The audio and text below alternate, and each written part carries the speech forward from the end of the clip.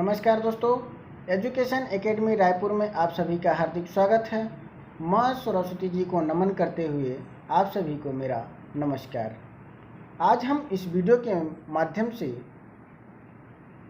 Project कार्य के बारे में विस्तार पूर्वक अध्ययन करेंगे कि प्रोजेक्ट कार्य क्या है, उसका रूपरेखा या रिपोर्ट प्रतिवेदन कैसे तैयार करते हैं, प्रोजेक्ट कार्य का प्रारूप कैसे बनाते हैं। संपूर्ण विवरण हम इस वीडियो के माध्यम से आप तक पहुंचाएंगे। उससे पहले आप सभी से निवेदन है कि यदि आपने अभी तक हमारे education academy Raipur YouTube channel को सब्सक्राइब नहीं किए हैं तो कृपया रेड बटन दबाकर चैनल को सब्सक्राइब करें। साथ ही बेल आइकन बटन दबाना ना भूलें, जिससे आपको पाठ्यक्रम संबंधी समस्त जानकारी आप तक शीघ्र पहुँचती रहे। तो आइए हम स्टार्ट करते हैं, प्रारंभ करते हैं कि प्रोजेक्ट क्या है। प्रोजेक्ट के बारे में पढ़ेंगे। अच्छा, यहाँ पे ये पी है। प्रोजेक्ट क्या है कि प्रायोजना, ठीक है। प्रोजेक्ट का हिंदी रूपांतरण प्रायोजना है। प्रायोजना से आशय परिधन योजना, किसी भी कार्य को करने से पहले योजना को बनाना। यदि कोई व्यक्ति किसी विशेष लक्ष्य की प्राप्ति या अपने उद्देश्य की प्राप्ति के लिए कोई विस्तृत कार्य योजना बनाता है और उसको क्रियान्वित करता है तो उसे परियोजना कहा जाता है या प्रोजेक्ट कहा जाता है। प्रोजेक्ट के जो जन्मदाता हैं वह किलपैट्रिक माने जाते हैं। किलपैट्रिक का मानना है कि परियोजना वह क्रिया है जब कोई व्यक्ति पूर्ण संलग्नता के साथ सामाजिक वातावरण में लक्ष्य प्राप्त करता है। पूर्ण संलग्नता का आशय शारीरिक, मानसिक, आर्थिक रूप से व्यक्ति सामाजिक वातावरण में अपने उद्देश्य को प्राप्त करता है, उसे प्रयोजना कहते हैं। प्रयोजना में क्या होता है कि एक आपके सामने समस्या होती है और उस समस्या का समाधान करने के लिए आप एक रूपरेखा तैयार करते हैं। रूपरेखा तैयार करने के बाद एक आप निष्कर्ष निकालते हैं, रिपोर्ट तैयार करते हैं, उसे प्रयोजना कहते हैं। फॉर एग्जाम्पल, उदाहरण के तौर पर हम देखिए कि मान लीजिए आपके कॉलेज में, आपके महाविद्यालय में या आपके स्कूल में एक वार्षिकोत्सव कार्यक्रम का आयोजन किया जाना है। तो वार्षिकोत्सव कार्यक्रम के आयोजन से पहले आप क्या है, एक पूरा रूपरेखा तैयार करते हैं कि वार्षिकोत्सव में आपको क्या क्या कार्य करने हैं, कौन वॉलंटियर होगा, कौन मंच संचालित करेगा, कौन गेस्ट होंगे, माल्यार्पण कौन करेगा, स्वागत गीत कौन गाएगा, कार्यक्रम कैसे कैसे होंगे, ठीक है। इसके बाद की व्यवस्था क्या होगी। इन सारे कार्यक्रमों की क्या है, आप एक रूपरेखा तैयार करते हैं, यानी एक प्रोजेक्ट तैयार करते हैं। तो किसी भी कार्य को करने के पहले एक योजना बनाना ही प्रोजेक्ट कहलाता है। यदि हम आपको अभी शिक्षा के रूप में देखें कि आप किसी भी क्लास में या कक्षा में पढ़ाने के लिए जाते हैं तो पढ़ाने से पहले क्या है, आप एक पाठ्य योजना तैयार करते हैं। पाठ्य योजना क्यों तैयार करते हैं? क्योंकि जो आपकी शिक्षण प्रक्रिया है वह प्रभावी हो। प्रभावी बनाने के लिए आप क्या पहले तैयारी करते हैं। तैयारी करने के बाद ही आप क्लास में जाते हैं और अध्ययन करते हैं या कराते हैं। तो प्रोजेक्ट का भी यही उद्देश्य है कि किसी भी कार्य को करने से पहले उद्देश्य को प्राप्ति के लिए आप एक योजना बनाते हैं और उसे कार्यान्वित करके रिपोर्ट प्रस्तुत करते हैं। सेकंड स्टेप इसका आता है कि लक्ष्य की प्राप्ति के लिए छात्रों के समक्ष एक समस्या प्रस्तुत की जाती है। देखिए, प्रोजेक्ट कितना अच्छा होता है कि आप क्या करते हैं कि इसमें छात्रों को स्वयं करके सीखने पर बल देते हैं। छात्रों के समक्ष क्या है, एक समस्या प्रस्तुत करते हैं और छात्र उसका समाधान अपनी रुचि व इच्छा के अनुसार करता है।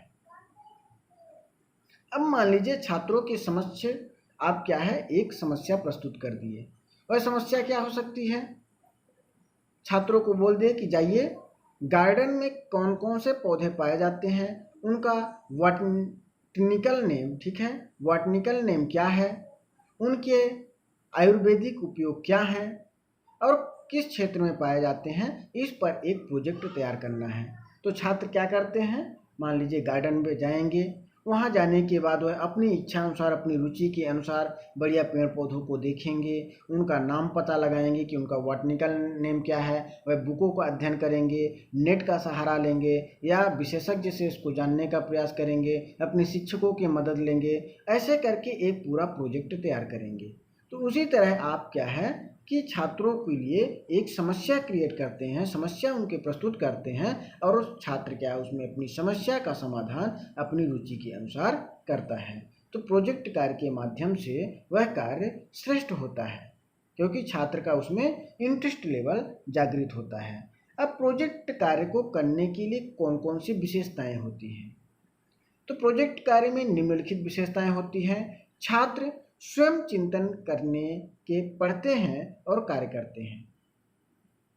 पहला पॉइंट क्या है कि छात्र स्वयं चिंतन करते हैं। या मान लीजिए आप क्या है शिक्षक हैं, छात्र अध्यापक हैं, आपने छात्रों के समक्ष एक समस्या रख दी। उस समस्या में छात्र क्या है उसके समाधान के लिए चिंतन करता है, सोचता है, अपना दिमाग लगाता है, विभिन्न प्रकार के आइडिया को एकत्रित करके पढ़ता है और उस पर कार्य करता है। अब जब वह कार्य करता है तो क्या होगा, इसमें छात्र का सर्वांगीण विकास होगा। सर्वांगीण विकास शारीरिक, मानसिक, बौद्धिक, तार्किक यानी सांवेगिक सभी प्रकार के उसके विकास होते हैं और छात्रों में उत्तरदायित्व की भावना का भी विकास होता है। छात्र उस कार्य को अपना कार्य समझ के बड़ी जवाबदारी के साथ, जिम्मेदारी के साथ वह कार्य का निर्वहन करता है क्योंकि उसमें एक आपसी प्रतिस्पर्धा की जो भावना है वह जागृत होती है कि मेरा प्रोजेक्ट अच्छा हो। उसके लिए वह अपने पूरे एकदम तैयारी के साथ, जवाबदारी के साथ, जिम्मेदारी के साथ उस कार्य को करता है। इसके साथ ही छात्रों में क्या है आत्मविश्वास के भाव जागृत होते हैं। अब जब छात्र स्वयं करके सीखता है और उसका कार्य धीरे धीरे सफल होने लगता है तो उसमें आत्मविश्वास की भावना जागृत हो सकती है, होती ही है, क्योंकि वह समझने लगता है कि मेरे द्वारा कार्य किया गया श्रेष्ठ होता है। यह जो प्रोजेक्ट होता है बाल केंद्रित भी होता है, शैक्षिक शिक्षा केंद्रित भी होता है, शिक्षक केंद्रित भी होता है और इसमें क्या है छात्र स्वयं करके सीखने पर बल दिया जाता है। प्रोजेक्ट में क्या है कि शिक्षक आपके समक्ष एक समस्या रख देता है और उस समस्या का समाधान आप स्वयं करते हैं, यानी आपको स्वयं करके सीखने का मिलता है। तो बोलते हैं ना लर्निंग बाय डूइंग, स्वयं करके यदि आप सीखते हैं तो वह कार्य श्रेष्ठ होता है, बेस्ट होता है और इस प्रकार का सीखा गया ज्ञान जो नॉलेज आपको मिलता है वह परमानेंट होता है, स्थायी होता है, अधिक दिनों तक रहता है। साथ ही प्रोजेक्ट के माध्यम से आप में सहयोग की भावना का विकास होता है। आप एक दूसरे के सहयोग के साथ, क्योंकि कोई प्रोजेक्ट है उस प्रोजेक्ट को करने के लिए आपको कई लोगों की सहयोग की आवश्यकता होती है। कई लोग आपको सहयोग करते हैं और आपको वो लोग सहयोग करते हैं। इस प्रकार आप में सहयोग की भावना का विकास होता है, सामाजिक भावना का विकास होता है और यह प्रोजेक्ट क्या है पूरी तरह से एक मनोवैज्ञानिक विधि है जो श्रेष्ठ है, क्योंकि प्रोजेक्ट में हम कई छोटे छोटे रूपों में इसको विभक्त करके विस्तृत अध्ययन करते हैं। इसके बाद आता है कि प्रिंसिपल ऑफ प्रोजेक्ट, प्रायोजना के सिद्धांत। अब प्रिंसिपल इसके क्या क्या प्रिंसिपल हो सकते हैं, क्या क्या सिद्धांत होते हैं जो एक शिक्षक को जानना जरूरी होता है या छात्र को उनको ध्यान रखना आवश्यक होता है। पहला है स्व उद्देश्य का सिद्धांत, पर्पस। आप कोई भी प्रोजेक्ट कर रहे हैं या किसी समस्या का चुनाव कर रहे हैं तो आपका पर्पस क्या है, आपके उद्देश्य क्या हैं, आप किस उद्देश्य के तहत उस कार्य को करने जा रहे हैं। आपका उद्देश्य समस्या का पता लगाना और उसका निदान करना हो सकता है। आपका उद्देश्य कि किसी भी जानकारी को एकत्रित करना कि छात्र कहाँ तक सफल होते हैं या किसी विधि का पता लगाना, यानी आपके कई उद्देश्य हो सकते हैं, उस उद्देश्य के तहत आप कार्य करते हैं। फिर दूसरा सिद्धांत होता है क्रियाशीलता का सिद्धांत, activity, principle of activity. Activity से आशय है कि आप ने जो उद्देश्य सिद्ध किए, जो आपने उद्देश्य को चुनाव किया, उस उद्देश्य की प्राप्ति के लिए आप क्या करते हैं, क्रिया करते हैं। छात्रों में क्या है, क्रियाशीलता रहती है। छात्र हमेशा एक्टिव रहते हैं और एक्टिव होकर के उस कार्य को करते हैं। रियलिटी यानी वास्तविकता का सिद्धांत, प्रिंसिपल ऑफ रियलिटी, आपको जो कार्य से आपको परिणाम मिलते हैं वह रियलिटी होती है, ठीक है, उसमें वास्तविकता होती है, यथार्थ होता है और वह एक्यूरेट होता है। अब वह कार्य उपयोगिता का सिद्धांत, जो यह प्रिंसिपल होता है, उपयोगी सिद्धांतों पर भी आधारित होता है कि यह छात्र के व्यवहारिक जीवन में कितना उपयोगी है, समाज के लिए कितना उपयोगी है, इस सिद्धांत को भी रखना आवश्यक होता है। फ्रीडम, प्रिंसिपल ऑफ फ्रीडम, स्वतंत्रता का सिद्धांत। स्वतंत्रता का सिद्धांत से ऐसा है कि छात्रों को स्वतंत्रता मिलती है। छात्र अपनी इच्छा के अनुसार, अपनी रुचि के अनुसार, अपने समय के अनुसार वह कार्य करता है। छात्र पूरे तरह से स्वतंत्र होता है, वह अपने सोचने पर, उसके दिमाग का, ठीक है, उसकी शारीरिक, मानसिक, बौद्धिक, तार्किक, संवेगिक सभी प्रकार से वह अपनी बुद्धि का प्रयोग करके एक प्रोजेक्ट कार्य का, समस्या का समाधान करता है। 6th नंबर है सामाजिक विकास का सिद्धांत। छात्रों में सामाजिक विकास की भावना का विकास होता है, क्योंकि जब प्रोजेक्ट कार्य करता है तो उसे कई लोगों से सहायता लेना पड़ता है। जैसे वह शिक्षक से मदद लेता है, समाज से मदद लेता है, छात्रों की हेल्प लेता है, ठीक है, वातावरण के साथ रिलेशन करता है, तो इस प्रकार उसमें सामाजिक भावना का भी विकास होता है। तो यह है प्रोजेक्ट, प्रिंसिपल ऑफ प्रोजेक्ट, प्रायोजना के सिद्धांत। इसके बाद आता है स्टेप ऑफ प्रोजेक्ट, प्रयोजना के पद। अब किसी भी प्रोजेक्ट को बनाने के लिए, किसी भी प्रोजेक्ट को करने के लिए कौन कौन से पद होते हैं, कौन कौन सी स्टेप होते हैं। पहला नंबर है चूज ए प्रोजेक्ट, प्रयोजना का चयन करना। प्रयोजना यानी आप समस्या का चयन करना।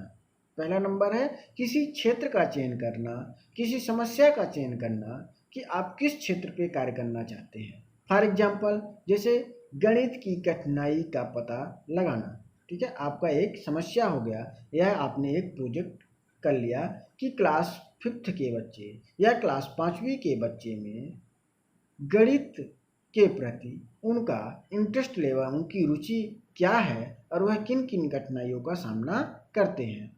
तो आपका यह प्रोजेक्ट चयन हो गया। फिर आता है डिजाइन ऑफ फ्रेमवर्क, रूपरेखा तैयार करना।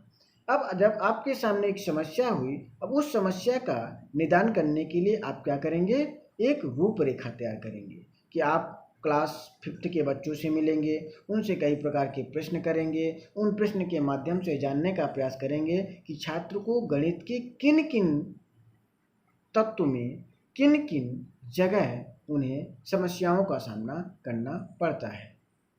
फिर कार्यक्रम का क्रियान्वयन, जब आपको उन समस्याओं का पता चल जाता है तो आप उस समस्या का निदान के लिए आप उनको कई प्रकार की विधि, प्रविधि एवं सूत्रों का प्रयोग करते हुए उस समस्या का निदान करते हैं, यानी फिर कार्यक्रम में क्रियान्वयन करते हैं, उसको संचालित करते हैं। संचालित के बाद फिर क्या होता है, मूल्यांकन। जब आपने उसको क्रिएटिविटी की, एक्टिविटी की, उसके द्वारा क्या है, आपको क्या रिजल्ट मिला, आप उसको मूल्यांकन करते हैं कि आपके द्वारा दिए गए सुझाव, आपके द्वारा की गई एक्टिविटी कितना सार्थक है, पॉजिटिव है कि निगेटिव है, तो आप उसका पूरा इवैल्यूएशन करते हैं। ये हो गया स्टेप ऑफ प्रोजेक्ट। इसके बाद आता है आपका परियोजना कार्य का प्रारूप या प्रायोजना कार्य का प्रारूप या प्रोजेक्ट का एक फॉर्मेट। हम इसमें जानेंगे इस प्रोजेक्ट के फॉर्मेट में कि हम कैसे कैसे प्रोजेक्ट कार्य करते हैं।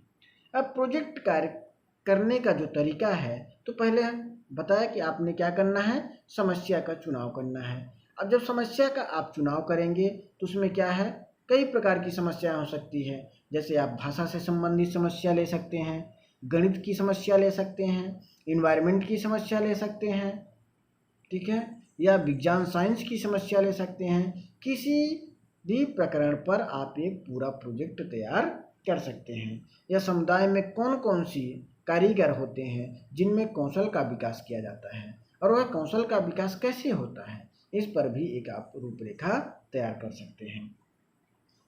अब इन रूपरेखा को तैयार करने के लिए क्या है, प्रोजेक्ट प्रारूप।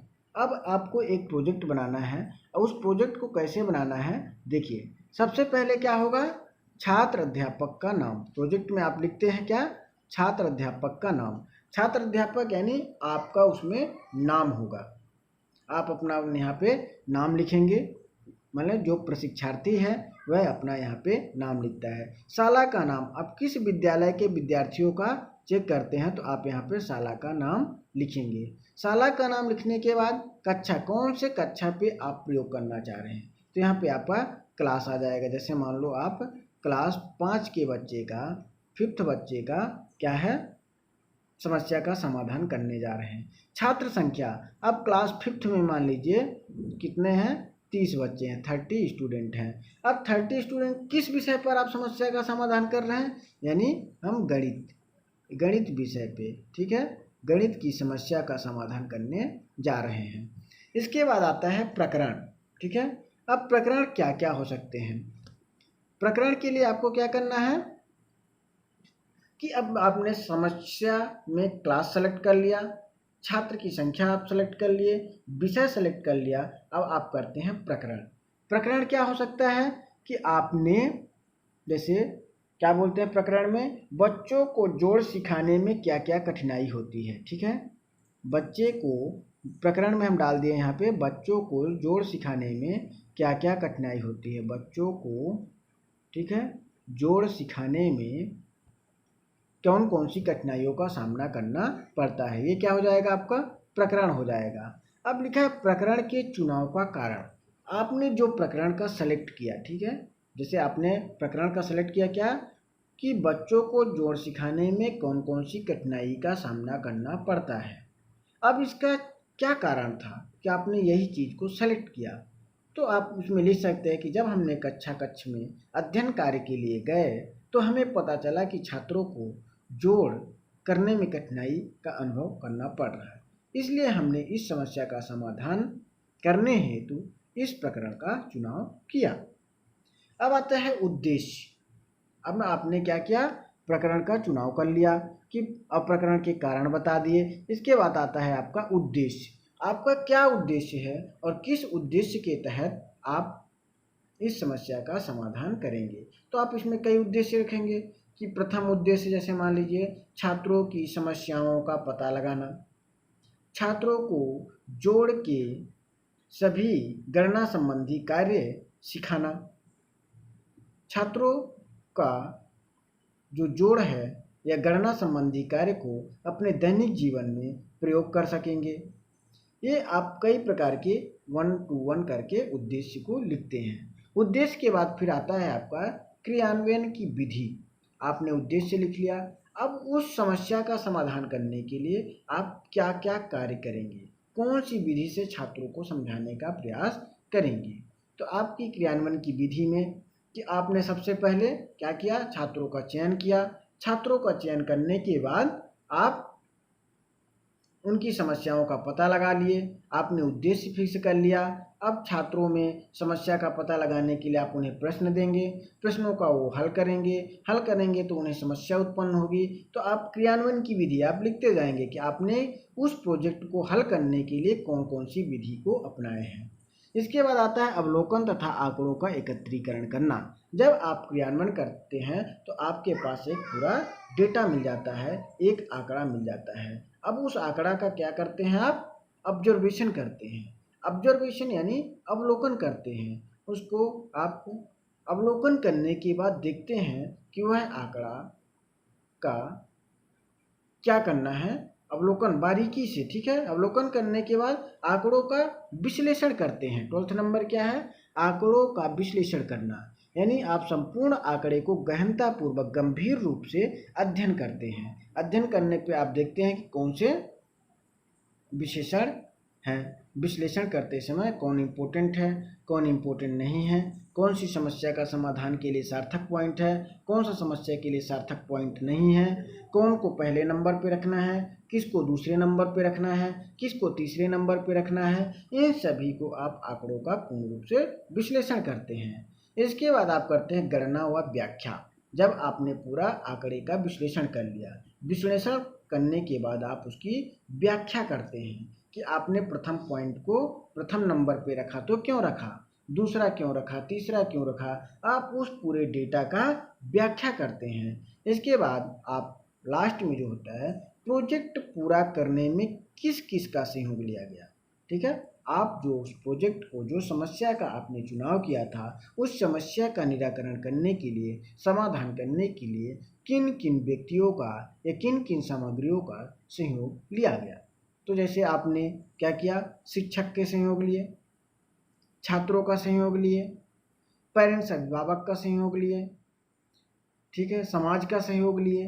तो आप अपनी समस्या का समाधान करने के लिए किन से बातचीत किए, किन किन लोगों से आपने उस समस्याओं का सहयोग लिया। फिर आता है प्रोजेक्ट के परिणाम। जब आपने उस डेटा का, उस प्रकरण का पूरा आप व्याख्या कर लिए, आपने उसका विश्लेषण कर लिया, संश्लेषण कर लिए, तो आप उसके मूल्यांकन कर लिए, अवलोकन करने के बाद मूल्यांकन किए। मूल्यांकन के बाद आपको क्या है, पूरा एक परिणाम मिलता है। वह परिणाम हो सकता है पॉजिटिव हो सकता है निगेटिव। आप उस परिणाम को यहाँ पे लिखते हैं। इसके बाद आपका होता है, इस प्रोजेक्ट से आपने क्या क्या सीखा। तो अब ये जब प्रोजेक्ट पूरा आपका तैयार हो जाता है, तो अंत में लिखते हैं कि इस प्रोजेक्ट के द्वारा आपने क्या अनुभव किया, क्या सीखा, आपको क्या ज्ञान की प्राप्ति हुई। तो ये एक पूरा प्रोजेक्ट का प्रारूप है। आइए अब हम इसके सुझाव के बारे में पढ़ते हैं कि प्रोजेक्ट करते समय हमें किन किन का सुझाव रखना चाहिए। जैसे है, परियोजना का निश्चित उद्देश्य होना चाहिए। ठीक है, आपने पहले ही पढ़ा है कि कोई भी प्रोजेक्ट हमें करने से पहले यह देखना है कि वह सार्थक है कि नहीं, वह व्यवहारिक जीवन में उपयोग लायक है कि नहीं, उस प्रोजेक्ट का क्या उद्देश्य है यह निश्चित होना चाहिए। छात्रों का यथा योग्य उत्तरदायित्व देना चाहिए, मतलब छात्रों को हमें योग्यता के आधार पर, ठीक है, छात्र यदि पिछड़ा छात्र है, मंदबुद्धि बालक है, तो हमें उसके हिसाब से प्रोजेक्ट देना है। प्रतिभावान बालक है तो हमें प्रतिभावान के हिसाब से उसको प्रोजेक्ट देना है। तो हमें प्रोजेक्ट देते समय हमें छात्रों को उत्तरदायित्व को फिक्स करना होगा। प्रत्येक आंकड़े का लिखित आलेख अवश्य होना चाहिए, यानी जो आप आंकड़ा एकत्रित करने जा रहे हैं तो उसको वह लिखित फॉर्मेट में होना चाहिए, ना कि वह मौखिक रूप से होना चाहिए। फिर क्या है, छात्रों का विचार विमर्श की खुली छूट अवश्य होना चाहिए, मतलब जो छात्र प्रोजेक्ट कार्य करने जा रहे हैं वह आपसी विचार विमर्श कर सकते हैं। जब चाहे वह शिक्षक से पूछ सकते हैं, छात्रों से संपर्क कर सकते हैं, अभिभावक से संपर्क करना चाहते हैं तो वह उन्हें विचार विमर्श की स्वतंत्रता होनी चाहिए। किसी भी प्रकार की कोई पाबंदी नहीं होनी चाहिए। छात्र अनुशासित होना चाहिए, छात्र अपने कार्य के प्रति जवाबदेह होना चाहिए। ये कई प्रकार के सुझाव हैं जो एक प्रोजेक्ट कार्य करने के लिए छात्रों को यह ध्यान रखना आवश्यक है। ठीक है, आपको यह प्रोजेक्ट पूरा समझ में आ गया होगा। यदि आपको किसी भी प्रकार का कोई भी इस प्रोजेक्ट से लेकर संदेह है तो आप कमेंट बॉक्स पर ज़रूर पूछ सकते हैं। तब तक के लिए नमस्कार, धन्यवाद। हम नेक्स्ट वीडियो में एक पूरे प्रोजेक्ट के प्रारूप का फॉर्मेट का अध्ययन करेंगे। धन्यवाद।